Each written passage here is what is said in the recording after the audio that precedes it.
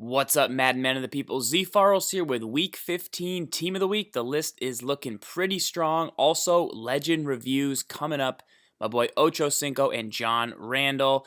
But seriously, I'm not going to say I'm best friends with Ochocinco, but we're cool. All right, Week 15 starts off with Matt Moore. And Matt Moore's going to need some more items if he wants to become relevant, because with 86 throw power at this point in the game, he's just not able to get it done. But I do think for 38 cap, this is the lowest you could possibly go across the board for an item. Decent player, but just not one I'm going to use in my lineup. Next up is B.J. Goodson of the Giants. I was at the game yesterday, didn't notice him making any spectacular plays, but he has 89 tackle, 88 block shed, and I believe 86 strength, so a pretty good run stuff middle linebacker. You know, at 83 speed, there's a lot of good middle linebackers, but for a budget, Quan Alexander style player, who maybe he gets a milestone tackle battle, this BJ Goodson could get it done for you. Erik Walden's the next man up. I think this is a pass at left outside linebacker. Too slow, not super strong. I would assume he has some good pass rush moves. Otherwise, I'm just not sure where the value's coming in. But I don't think this Walden is going to make any squads. Eli Rogers is the receiver from the Steelers with 90 speed, 89 route running, 5'10", and so far in the season, you know, there's a lot of good receivers out there. There was a lot of team hero receivers, so I think Eli Rogers doesn't do anything specific that you couldn't have already found, but if you need a 90 speed receiver with 89 route running that you could get up to 92 with chemistry, you've got a guy. Trey Flowers is next up. I've noticed him since Most Feared last year. I thought, wow, he's got really balanced strength, block shed, and now his power moves up at 89. Good tackle, 88 acceleration for an end. I really like this Trey Flowers, just for balance. I mean, he's not, a legend player, or he's not, the meta, but for the most part, if you need a run-stuffing end, he's strong, he's balanced, he's always going to, drop down. He's not a household name yet, so a great budget item who can stop the run, and good to see him continuing to progress in his career. Montgomery's next. Let me know if you picked him up in fantasy. I requested him, but I didn't ultimately get him, and now I got to face him in the finals, so let me know your fantasy stories in the comments. We talked about him for out of position at halfback. Now he gets a real in-position halfback. He's still at 91 speed. I think the Tavon Austin out of position is still better.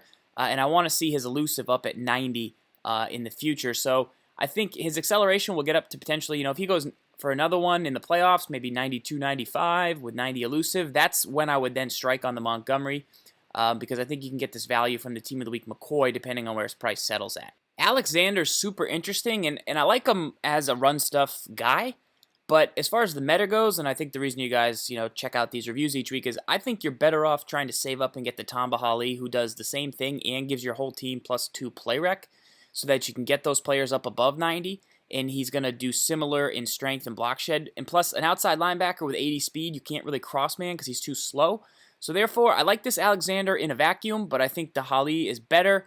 And if you need a run stuff guy, you can get one just like this, or you can, just go get a faster guy who you can cross man. So it's up to you. Great item on its own, but I think the way the game is, you can get some more value. Jarvis Landry, he's so balanced, and I think balanced right now is the enemy of Ultimate Team because you can build anything you want, and you want to get guys that have specific ratings at specific things. So while he's super balanced and really, really solid, and I've heard actually plays very well, you're just not getting a lot of value because he's so spread out. Next up is Haha, and I love this item. 90 speed, 90 zone coverage, 89 hit power. You get a Tamba Ali, now you're up to 89 play rec, and you get him to 90. If you get this guy to 90 in speed, play rec, zone, and potentially hit power, those are the Trinity +1 with play rec. 6'1", phenomenal speed, zone. People have been looking for an item, the next Eric Berry free safety style item if they can't afford the Sean Taylor. I think this Clinton can be super balanced. I like balance at the safety position more than the receiver position like we just talked about with my opinion on Landry. So big fan of this one right there. Don't draft Brandon Cooks in fantasy, they said, but Farls did anyway, delivering huge weeks for me, and now he delivers a 94 speed item to Ultimate Team, the fastest receiver in the game besides Deion Sanders. And the meta, I mean, you always want to have one burner on your squad. Plus, he's up to 92 route running, 89 catch and traffic, 90 spec.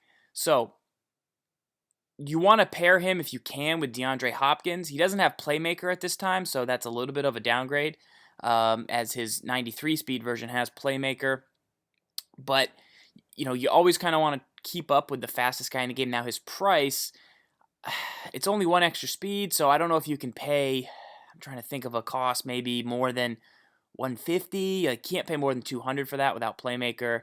I think you spend your coins on your Moss in that situation, who's going to spec for you, or some of the other guys. But he's super balanced and he's fast. He's not just fast. That's the big thing with Brandon Cooks. He's really strong across the board. He's up to 92 route running, which I love. And this is a great item in Week 15. Devontae Freeman is the limited time. Couldn't give any carries to my guy Tevin Coleman yesterday. He's an energizer chemistry with 92 speed and 93 elusive. So he's an elusive style back. Good agility, good acceleration. Cost-wise, I mean, the McCoy still is going to be the baseline at that $75K. The Zeke is still really, really, really good at this price and this speed. I would rather see the Battle Ready, but it's not, something you usually see on an elusive style back. I still think the meta is that Battle Ready chemistry back. So I'm going to pass on this Freeman, but I mean, he is outstanding. And if you like an elusive style guy, I mean, he's pretty much right up there with Ezekiel Elliott. If his cost is less, you just shop around, and whichever guy fits your budget, that's the guy you go for. If you check back on the LaDainian Tomlinson video, we did a breakdown of those style of halfbacks and the value and the meta. It's still relevant to this day. It's about a week old, so go look at that if you want more on the Freeman if you're thinking of picking him up. He just had an FO, so he's really starting to ramp up, and he's nice. All right, the legends from the weekend. We'll start out with John Randle, the defensive tackle. He's been in the game for a few seasons now. He's got the jump, snap, chemistry ability. Aaron Donald has this at this position as well, but he also gives you +2, I believe, to your power move. And 90 strength, 90 block shed is, I wouldn't go any lower, so I like that they got him there, because I don't want to say unusable, but like you're not going to put him in the game if he's lower than that in all situations, and if you're getting a legend, you want him to be good in all situations. So he can stop the run with 90-90. That's good. His finesse move is phenomenal. You guys know since Javon Curse, I've been a huge proponent of finesse move in the game this year. I like the way it works. It seems to get in. He's got 90 play rec, and then he's pretty still balanced at 84 power move. Most of the time, you don't see defensive tackles with finesse moves. They mostly have power moves because they're strong, big guys. So Randle is very unique. He usually has good acceleration too, but like I said, acceleration to me in this year's game is just not as important as it's been in years past. So it helps, definitely get to the quarterback faster, definitely get off the line quick, but I'm not as thirsty for it. I don't really, mind if he's missing it. So overall, I love a good finesse move D tackle. I'm gonna listen to the reports and say if you'll hear about it if this guy is a beast. Like you'll start to hear I think that finesse move is really working well on this Randle. I like what he brings to the table. I love that he's got the 90-90, and it's good to see this item back in for another run at Legends here in Madden 17. Last but not least, Ochocinco, 2006 legend for the Bengals. Back when he came to play for the Patriots, we tweeted at him. He said, I want to play some Madden, and Gibbs and I went over when Madden 12 was coming out, and we took on Ochocinco in Madden a couple times.